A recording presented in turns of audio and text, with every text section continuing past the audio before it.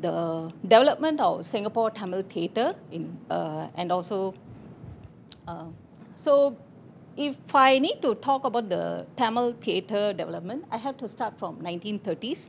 That's when the foundation was laid by Ko Sarangabani.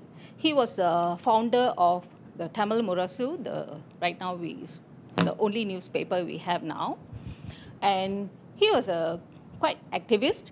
He fought for the Indians, for their rights and for their progress.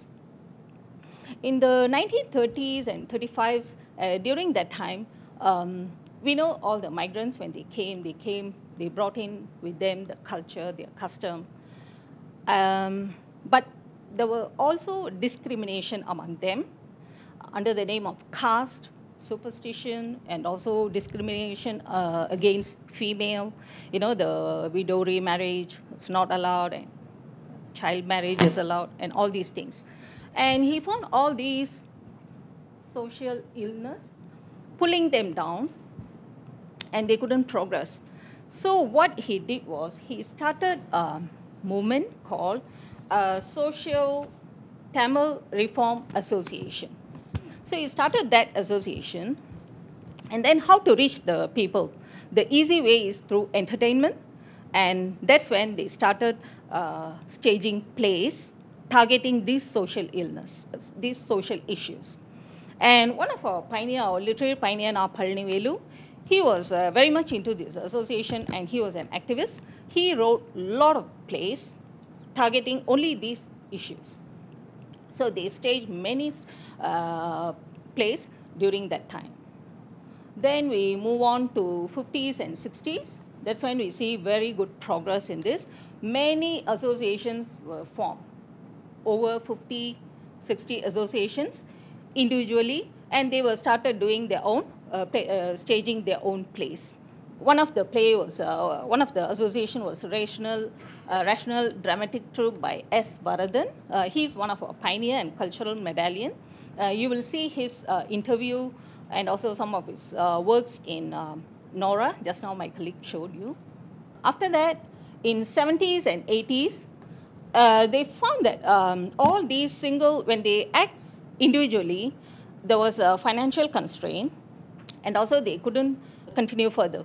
So they all joined together under one umbrella and formed the Singapore Indian Artists Association. It was formed in 1970, and through this, they were able to get government assistance also. And then after that, place was staged as part of cultural programs. You see a lot of drama nights, Pongal festival, and also fundraising events, and also literary events. Okay, these are some of the souvenir publications which were published for, this one is for fundraising for the temple. And that one, that one was published for when they staged the drama in Birmingham. You'll see the association name also there. The other one was a souvenir publication for Pongal festival. Now, these publications are, they all have so much information. Even the advertisement also gives a piece of Singapore history. When I see, oh, that was my grandfather's shop advertisement. You see, everything is a piece of history. I want to show this one. For example, this one was published in 1955, donated by our literary pioneer P. Krishnan. He was also acting in that. And this is where I wanted to see him. Now he is over 80 years old, but how he would look when he was 20 years. Wow, it was quite a handsome man. So, and also these booklets, they just don't give anything anyhow. They give all the artists, their backgrounds, and we get to see their pictures. Just quite interesting. And also the scripts, and some will come out with the poetry and all the songs that accompany this drama. So it's not just a simple booklet, it's full of information. So at that time, they were publishing a lot. For every drama, every event, they were publishing all these kind of souvenir, these kind of booklets. The next big segment was radio plays. During 50s, radio was the main source of entertainment at that time. And we see lots of Tamil programs were taking part at that time. And especially I was so interested only when I saw, okay, we got a huge collection of these radio plays from M.K. Narayanan, one of our donors. He was with the Singapore Radio Corporation, and when he retired, but it was so nice, he preserved all his plays, bound and kept in his home. So when we came to know about it, we just scooped everything and brought it back. It was a wealth of information. You wouldn't believe, even he meticulously noted down all the schedules, like this time who is going to act for this drama, this play, and how much he's going to pay for them, why they didn't come, even remarks, oh, this person didn't turn up, so much information, which I really think they will be very useful for the researchers. Then they had, quite interesting was, when I saw that program for students, they really dedicate slots for students, which was very rich. They had interviews from well-known personalities, literary speeches, and plays, then storytelling, poetry. All these were of very high standard. They introduced the literature in an easy, simple way in the form of plays or talks or something like that. So it was quite interesting and quite amazing. Now I don't see any kind of this kind of programs. No. Then they regularly they have the plays also. One of the play is Adukavita Anasami, which was quite famous. Many of in the 70s and 80s, people are quite familiar with this one. Is this was by P. Krishnan. When he was working there, he was broadcasting this. He wrote and then he broadcasted. And another famous play was Marma Mede, which was by M.K. Narayanan, a thriller. People really waited for that slot to listen to this thing.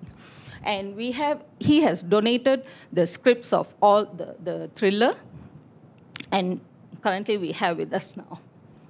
Then, so that's why most of the plays, the original scripts we have now is donated by M.K. Narayanan.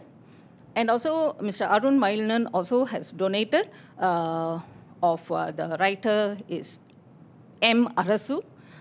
He's no more, but his works were donated by Mr. Arun Mailanan. Then we come to the books. Now, regarding the history of development, because we don't have any primary materials stating about showing how it developed actually, but as Varadan has documented in his book, both English and Tamil, the development of Tamil drama in Singapore. He has supported it with lots and lots of images, which we don't have anymore. It's only through the book that I come to see, oh, we have all these brochures, but it's not with us. So if anybody can find it, can please donate. Because when we went to ask him, he said he doesn't have them with him anymore. Another person is S.S. Sarma, the doyen of Singapore Tamil drama scene. He has staged many plays locally and also internationally. And also he will introduce innovative stage setups just to increase the audience interest. It was quite nice, and all is documented in his book with pictures, color pictures somehow. Okay, next segment is we have digitized most of our literature books and also this drama books, about 374 books, and we have packed in this Tamil Digital Heritage Collection. So this one you can access through our National Library portal. Under research, we have the rare books and documents, and then we will come to this website where you can access all the books and you can read online. So that's how we try to give access online also. And that's the end of my speech. So it's a short introduction of Tamil drama. Thank you so much. Oh, I'm Pang Ming. I'm just a member of the public. As regards the local theatres, you see, my view of it is, as far as the Chinese theatre is concerned, in the 60s and 70s, it was very political. Kobukun was the darling of people with a certain political persuasion, let's put it this way. And as far as the English theatre is concerned, the local English theatres, there was, frankly, I think at that stage, really not that much. Okay, I think they did have a slightly political hue to things. Okay, but what about the Malay and the Tamil scene? Because I don't speak those languages, so I'm at all at sea. Were those Malay and Tamil theatres, were they carrying messages of, should I say, controversial themes and touchline? Controversial theme, I won't say, because those who did were not, they were not given any support. And I can't mention any name, but most of the dramas, they target the Singaporean way of life, their culture, and their social issues. Controversial, not many, but there were writers like poetry and fictional writers, non-fictional writers. But in drama scene, there is one, but he's not given much. He is quite popular, but okay, if you come across Ka Ilangovan, he's quite daring, and he will target all these kind of social issues daringly. For the Malay, we will get back to you, please. Yes, sir. A comment and a question. First, I think it is misleading to think that the 60s, the early 60s, the Chinese theater is what some of it, the people think politicized. No, because if you look at the whole decade in the 50s, the Chinese theater writers are very eager to promote the Malay culture, which is a multiculturalism, right? So from the 50s, late 50s to the early 60s, you see many theater practitioners in the Chinese community wrote about multiculturalism. For example, the Chinese high schools, 西米山之歌, talking about the workers in Malaya and how the different races actually cared about each other. They also produced another story called the story of the Kampong, where they talk about how the Malay satay men, the Indian workers and the Chinese were defeating a monster. It was a legend. And you get to see other like Ling Chen and Shi Keyang, which is Lin Mingzhou, his real name, wrote about 跟着大伙走, which is everybody move together. So all these plays are not really left-wing play as such. If you look at the Chinese schools, they stage play like Qu Yuan, which is talking about patriotism. Tao Hua San, again, by Zhong Zhen, is about patriotism. And there are also many plays that were written in the 40s by the Chinese writers. And more important is that the Chinese theater and the Malay theater, there were lots of cross-cultural dialogue, because Sriwana from the beginning, led by Nonjek Ghani and Mr. Bhaskar, they are all part of the anti-yellow culture movement. So if you look at those plays by the Chinese and Malay community, there are lots of interaction. Sriwana stage, Pegambaran Sini, they also staged the Thunderstorm by Chao Yu in Malay, right? While the Chinese group, they stage also, play Malay plays, or they, Isu Chang played the dance drama called Fatima and Ali, which is Chinese playing Malay. We also have, this Liao Chunyuan from Indonesia coming here to teach the Chinese Malay Indonesian dance. So I think when we discuss Chinese theater in the 60s, we have to be more objectively look at all these phenomenon. And this is my comments. And my question is, why the discussion of theater in Singapore, you leave out traditional theater? Because if you look at Indonesian scholar, when they talk about Indonesian theater, they will include wayang wong, they will include ketupat, they will include other traditional form. Japanese scholar, when they talk about theater in Japan, they will not leave out kabuki or kyogen or no, And Thai scholar, when they write about theater in Thailand, they will certainly include kon, nanyai, and other traditional form. I think many of the people in Singapore seems to leave out traditional theater when they talk about theater in Singapore. I think this is something that we may have to think about in the future. Thank you. Thank you.